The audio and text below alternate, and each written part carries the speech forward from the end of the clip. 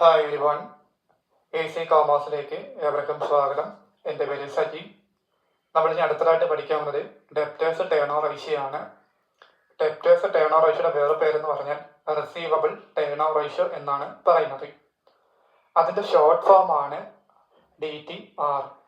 DTR stand for എന്താണ്? Debtors turnover ratio. അപ്പോൾ indication പറഞ്ഞ് net credit sales by average debtors. Average debtors കണ്ടുപിടിക്കണമെങ്കിൽ നമുക്ക് രണ്ട് ഇക്വേഷൻസ് വരും. അത് ഓരോ ഇക്വേഷൻ വെച്ച് ഞാൻ പറഞ്ഞുതരാം. അപ്പോൾ ഡെപ്റ്റേഴ്സ് ടേൺ ഓവർ റേഷ്യോ അല്ലെങ്കിൽ റിസീവബിൾ ടേൺ ഓവർ റേഷ്യോ കണ്ടുപിടിക്കാൻ പറയുമ്പോൾ ഇക്വേഷൻ ആണ് net credit sales divided by average debtors. നമുക്ക് അതിൻ്റെ പ്രോബ്ലം നോക്കാം. 12ാമത്തെ ക്വസ്റ്റ്യൻ ആണ്. നെറ്റ് ക്രെഡിറ്റ് സെയിൽസ് എന്ന് പറഞ്ഞാൽ 8 ലക്ഷം, opening debtors 1,20,000, closing debtors 80,000. Calculate DTR. DTR stand for debtors turnover ratio. അപ്പോൾ നമ്മൾ ആൻസർ ചെയ്യുമ്പോൾ നമുക്ക് എന്ത് ചെയ്യാം? ആദ്യം ഇക്വേഷൻ എഴുതാം. DTR is equal to net credit sales divided by average debtors. നമ്മുടെ ക്വസ്റ്റ്യനകത്ത് നെറ്റ് ക്രെഡിറ്റ് സെയിൽസ് തന്നിട്ടുണ്ട്. എത്ര രൂപ? 8 ലക്ഷം. അപ്പോൾ നമ്മൾ net credit sales equal to അവിടെ 8 ലക്ഷം കൊടുത്തിട്ടുണ്ട്. അതിൻ്റെ താഴെ വരുന്നത് ആവറേജ് ഡെപ്റ്റേഴ്സ് ആണ്. ആവറേജ് ഡെപ്റ്റേഴ്സിൻ്റെ എമൗണ്ട് നമുക്ക് ഡയറക്റ്റ് തന്നിട്ടില്ല. അപ്പോൾ അത് കണ്ടുപിടിക്കാൻ വേണ്ടി ഒരു 2 ഐറ്റംസ് തന്നിട്ടുണ്ട്. എന്തൊക്കെയാണ്? ഓപ്പണിംഗ് ഡെപ്റ്റേഴ്സും ക്ലോസിംഗ് ഡെപ്റ്റേഴ്സും. കണ്ടല്ലോ. അപ്പോൾ നമുക്ക് ആദ്യം ചെയ്യാം ആവറേജ് ഡെപ്റ്റേഴ്സ് കണ്ടുപിടിക്കാം. അപ്പോൾ അതിൻ്റെ താഴെ ഇരിക്കുകയാണ് average debtors equal to opening debtors plus closing debtors divided by 2. നമ്മൾ തൊട്ട് മുന്നേ ആവറേജ് ഇൻവെൻട്രി അല്ലെങ്കിൽ ആവറേജ് സ്റ്റോക്ക് കണ്ടുപിടിക്കുന്ന സംഭവം പഠിച്ച് ഓർമ്മയുണ്ടോ? അപ്പോൾ അതിൻ്റെ ഇക്വേഷൻ എന്ത് വരുന്നത്? Opening inventory plus closing inventory divided by 2. അതേപോലെ തന്നെയാണ് അവിടെ ഇൻവെൻട്രി മാറ്റിയിട്ട് എന്ത് ചേർത്താൽ മതി? ഡെപ്റ്റേഴ്സിന് ചേർത്താൽ മതി. അപ്പോൾ ഇക്വേഷൻ പറഞ്ഞ് opening debtors plus closing debtors divided by 2. Opening debtors എത്ര ഉണ്ട്? 1,20,000. ക്ലോസിംഗ് ഡെപ്റ്റേഴ്സോ 80,000. അപ്പം 1,20,000 plus 80,000 divided by 2 equal to 1,20,000-ന് 80,000 കൂട്ടുമ്പോൾ എത്ര വരും? 2 ലക്ഷം വരും. ഡിവൈഡഡ് ബൈ 2 കൊടുക്കുക.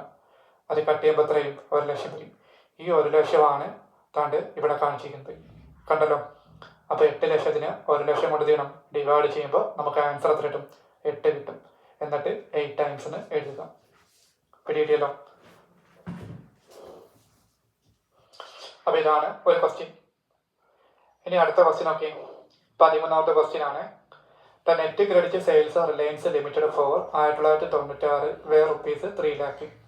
അതായത് റിലയൻസ് ലിമിറ്റഡ് കമ്പനിയുടെ നെറ്റ് ക്രെഡിറ്റ് സെയിൽ എന്ന് പറഞ്ഞാൽ 3 ലക്ഷമാണെന്ന് പറയുന്നുണ്ട്.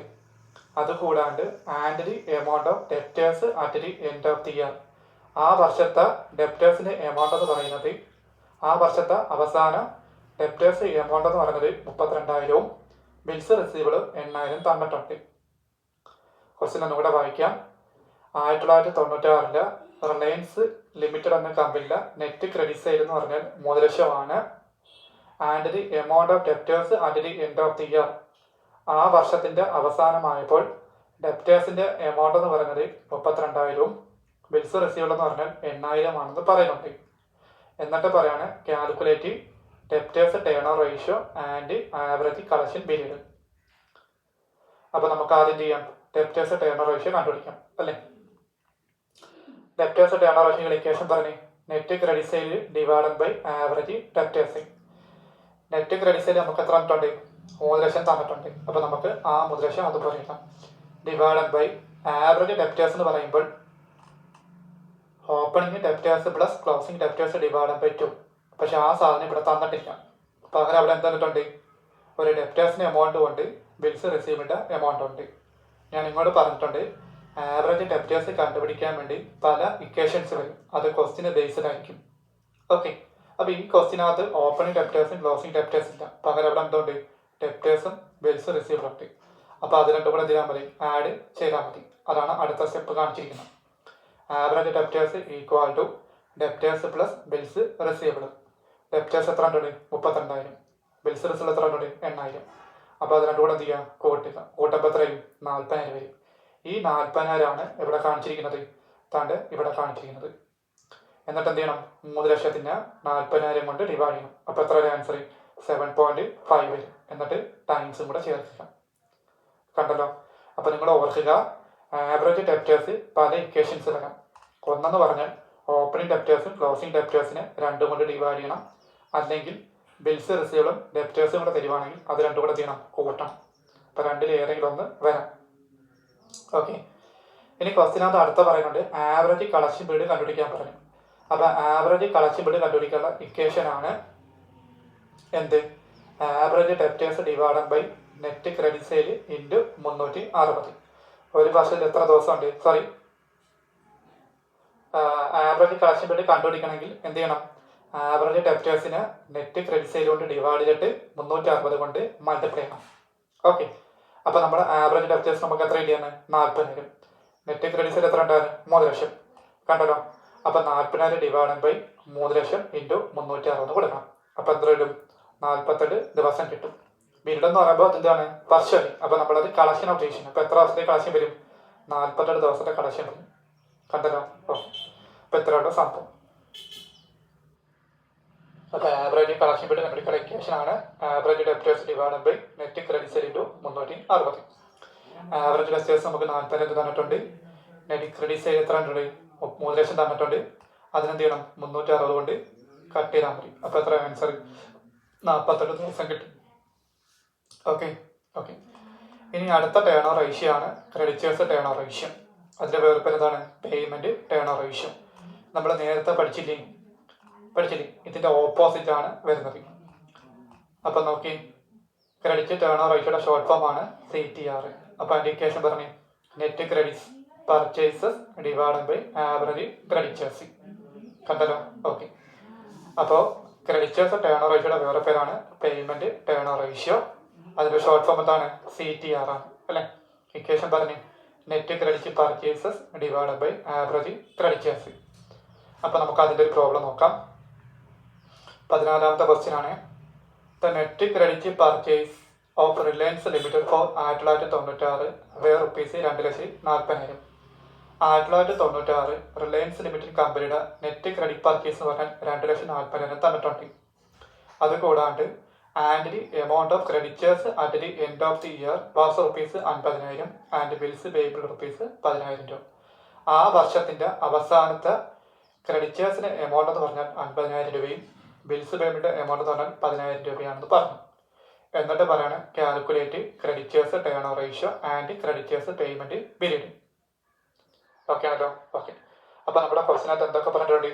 നെറ്റ് ക്രെഡിറ്റ് പർച്ചേസ് തന്നിട്ടുണ്ട്. അതുകൂടാണ്ട് ആ വർഷത്തിൻ്റെ അവസാനത്തെ ക്രെഡിറ്റേഴ്സ് എമൗണ്ടും ബിൽസ് പേയ്ബിൾ എമൗണ്ടും തന്നിട്ടുണ്ട്. അത് വെച്ചുകൊണ്ടാണ് ക്രെഡിറ്റേഴ്സ് ടേൺ ഓവർ റേഷ്യോയും ക്രെഡിറ്റേഴ്സ് പേയ്മെൻറ്റ് പീരീഡും കണ്ടുപിടിക്കുന്നത്. അപ്പോൾ നമുക്ക് നോക്കാം. ആദ്യം നമുക്ക് ക്രെഡിറ്റേഴ്സ് ടേൺ ഓവർ റേഷ്യോയുടെ ഇക്വേഷൻ എഴുതാം.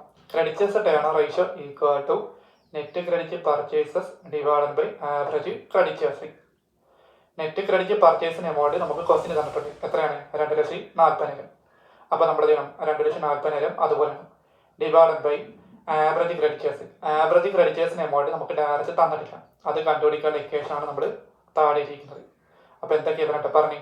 Average creditors equal to creditors plus bills payable. അപ്പോൾ ഇവിടെ ക്രെഡിറ്റേഴ്സ് എത്ര ഉണ്ട്? 50,000. അപ്പോൾ നമ്മൾ 50,000 എഴുതിയിട്ടുണ്ട്.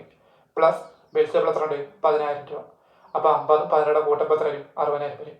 ഈ 60,000 ആണ് ഇവിടെ കാണിക്കുന്നത്, ഇവിടെ കാണിച്ചിരിക്കുന്നത്. കണ്ടല്ലോ. അപ്പോൾ 2,40,000 60,000 കൊണ്ട് ചെയ്യണം ഡിവൈഡ് ചെയ്യണം. ഡിവൈഡ് ചെയ്യുമ്പോൾ എത്ര വരും? 4 വരും. എന്നിട്ട് ടൈംസ് കൂടെ ചേർക്കണം. അപ്പോൾ 4 ടൈംസ് ആയി. കണ്ടല്ലോ. ആവറേജ് ഡെപ്റ്റേഴ്സ് കണ്ടുപിടിക്കാനാണെങ്കിൽ ഡെപ്റ്റേഴ്സ് പ്ലസ് ബിൽസ് റിസീവബിൾ ആണ്. ആവറേജ് ക്രെഡിറ്റേഴ്സ് ആണെങ്കിലോ ക്രെഡിറ്റേഴ്സ് പ്ലസ് ബിൽസ് പേയബിൾ ആണ്. അത്രയോട് വ്യത്യാസം. ഓക്കെ അല്ലേ? ഇനി അടുത്തെന്ന് പറഞ്ഞിരിക്കുന്നത് ആൻഡ് ക്രെഡിറ്റേഴ്സ് പേയ്മെൻറ്റ് പീരീഡ്. അപ്പോൾ ക്രെഡിറ്റേഴ്സ് പേയ്മെൻറ്റ് ഇവിടെ കണ്ടുപിടിക്കുന്ന ഇക്വേഷൻ നിങ്ങൾ എന്താ പറഞ്ഞു?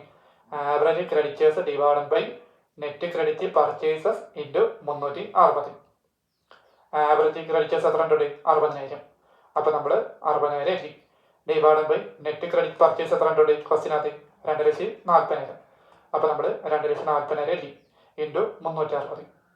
ഇതെല്ലാം കൂടെ കട്ട് ചെയ്ത് തരുമ്പോഴുള്ള ഫൈനൽ ആൻസർ ആണ് 90. എന്നിട്ട് ഡേയ്സും കൂടെ കൊടുക്കുക. അപ്പോൾ നമുക്ക് ഫൈനൽ ആൻസർ കിട്ടി 90 ഡേയ്സ് കിട്ടി. അപ്പോൾ ഇതേയുള്ള സംഭവം. ഓക്കെ അല്ലേ? അപ്പോൾ നിങ്ങൾ ഡെപ്റ്റേഴ്സ് ടേൺ ഓവർ റേഷ്യോ പഠിക്കുമ്പോൾ അതിൻ്റെ ഓപ്പോസിറ്റ് ഇക്വേഷനായിട്ട് വരുന്നതാണ് ഏത്? ക്രെഡിറ്റേഴ്സ് ടേൺ ഓവർ റേഷ്യോയുടെ ഇക്വേഷൻ. ഇത്രയുള്ള സംഭവം. ഇനി അടുത്ത parameter fixed asset turnover ratio. Fixed asset turnover ratio കണ്ടുപിടിക്കേണ്ട ഇക്വേഷൻ ആണ് net sales divided by fixed asset. Net sales divided by fixed asset.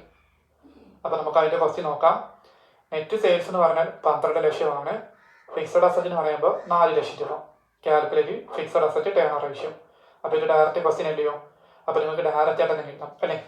അപ്പോൾ നിങ്ങൾ ആൻസർ പറഞ്ഞു fixed asset turnover ratio equal to net sales divided by fixed asset. Net sales നമുക്ക് എത്ര ഉണ്ട്? 12 ലക്ഷം രൂപ. 12 lakh divided by fixed asset എത്ര ഉണ്ട്? 4 ലക്ഷം രൂപ. അപ്പോൾ നമ്മൾ 4 ലക്ഷം എഴുതി. അതിലൂടെ കട്ട് ചെയ്യുമ്പോൾ എത്ര വരും? 3 വരും. അപ്പോൾ നമുക്ക് ടൈംസിന് കൊടുക്കാം. അപ്പോൾ ഫൈനൽ ആൻസർ 3 ടൈംസ് കിട്ടി. കണ്ടല്ലോ? ഓക്കെ. ഇനി അടുത്തതാണ് total asset turnover ratio. Total asset turnover ratio equation പറഞ്ഞേ net sales divided by total asset. കണ്ടല്ലോ? Net sales divided by total asset. ഈ നെറ്റ് ക്രെഡിറ്റ് സെയിൽ എന്ന് പറയുമ്പോൾ അതിൻ്റെ അർത്ഥം എന്താണ്? നെറ്റ് സെയിൽസ് എന്നർത്ഥം. ഓക്കെ. അപ്പോൾ ഏത് എഴുതിയാലും നോ പ്രോബ്ലം. അപ്പോൾ total asset turnover ratio equation പറഞ്ഞ് net sales divided by total asset. അപ്പോൾ ഇത് ഡയറക്റ്റ് ക്വസ്റ്റ്യൻ ആണ്. 16ാമത്തെ ക്വസ്റ്റ്യൻ നോക്കി. നെറ്റ് സെയിൽസ് എന്ന് പറഞ്ഞാൽ 20 ലക്ഷം തന്നിട്ടുണ്ട്. ഫിക്സഡ് അസറ്റ് അല്ലേ? അപ്പോൾ അവിടെ ഫിക്സഡ് മാറ്റിയിട്ട് ടോട്ടൽ ആണ്. ടൈപ്പ് മിസ്റ്റേക്ക് ഉണ്ട് കേട്ടോ.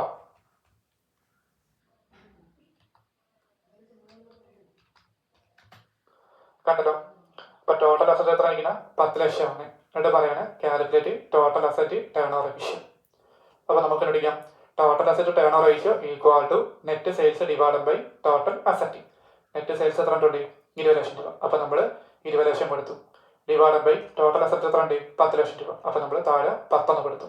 അത് കട്ട് ചെയ്തപ്പോൾ എത്ര വരും? 2 കിട്ടും. അപ്പോൾ ആൻസർ 2 ടൈംസ് കിട്ടും. ഇത്രയേ ഉള്ളൂ. വളരെ സിമ്പിളാണ്, ഒരു പാടില്ല. ഇതിനകത്ത് എല്ലാത്തിനകത്തും മുകളിൽ വരുന്ന ആരാ വരുന്നത്? നെറ്റ് ക്രെഡിറ്റ് സെയിൽ അല്ലെങ്കിൽ നെറ്റ് സെയിൽസ് ആയിരിക്കും. താഴെ വരുന്നത് ആ ക്വസ്റ്റ്യനിൽ പറഞ്ഞിരിക്കുന്ന ഏത് റേഷ്യോ ആണോ അതായിരിക്കും താഴെ മെൻഷൻ ചെയ്യുന്നത്. മനസ്സിലായോ? ഓക്കെ. അപ്പോൾ debtors turnover ratio equation പറഞ്ഞ് net credit sales divided by average debtors. Average debtors കണ്ടുപിടിക്കാൻ വേണ്ടി 2 ഇക്വേഷൻ വരുന്നുണ്ട്. ഒന്നേതാണ്? Opening debtors plus closing debtors divided by 2. അല്ലെങ്കിലോ ഡെപ്റ്റേഴ്സ് പ്ലസ് ബിൽസ് പേയ്ഡ്. കണ്ടല്ലോ? ഓക്കെ. ഇനി അടുത്തതാണ് ക്രെഡിറ്റേഴ്സ് ടേൺ ഓവർ റേഷ്യോ. അതിൻ്റെ ഇക്വേഷൻ പറഞ്ഞ് net credit purchases divided by average creditors. Average creditors കണ്ടുപിടിക്കാൻ വേണ്ടി 2 ഇക്വേഷൻ ഉണ്ട്. എന്തൊക്കെ വരും? ഒന്നെന്ന് പറയുന്നത് ക്രെഡിറ്റേഴ്സ് പ്ലസ് ബിൽസ് പേയ്ഡ്. രണ്ടെന്ന് പറഞ്ഞിട്ടാണ് opening creditors plus closing creditors divided by 2. നമുക്ക് അങ്ങനത്തെ ക്വസ്റ്റ്യൻ വന്നിട്ടില്ല. അത് വരുവാണെങ്കിൽ ഒന്ന് നോട്ട് ചെയ്താൽ മതി. Okay. 3 fixed asset turnover ratio. അപ്പോൾ എന്താ പറഞ്ഞേ? നെറ്റ് ക്രെഡിറ്റ് സെയിൽ അല്ലെങ്കിൽ net sales divided by fixed asset. 4 total asset turnover ratio. Net credit sale അല്ലെങ്കിൽ net sales divided by total asset. ഇത്ര ഉള്ളൂ. ഇനി അവസാനത്തെ ഒരു റേഷ്യോടെ പഠിച്ചു കഴിയുമ്പോൾ ഈ ഒരു ചാപ്റ്റർ തീരും. ഓക്കെ. അപ്പോൾ വളരെ സിമ്പിളാണ്, ഒരു പാടില്ല. ഇക്വേഷൻസ് നല്ലപോലെ കാണാതെ പഠിക്കുക. ഓരോ റേഷ്യോയ്ക്കകത്തും ഇക്വേഷൻസ് നല്ലപോലെ കാണാതെ പഠിച്ചെങ്കിൽ മാത്രമേ പ്രോബ്ലംസ് ചെയ്യാൻ പറ്റത്തുള്ളൂ. ഓക്കെ.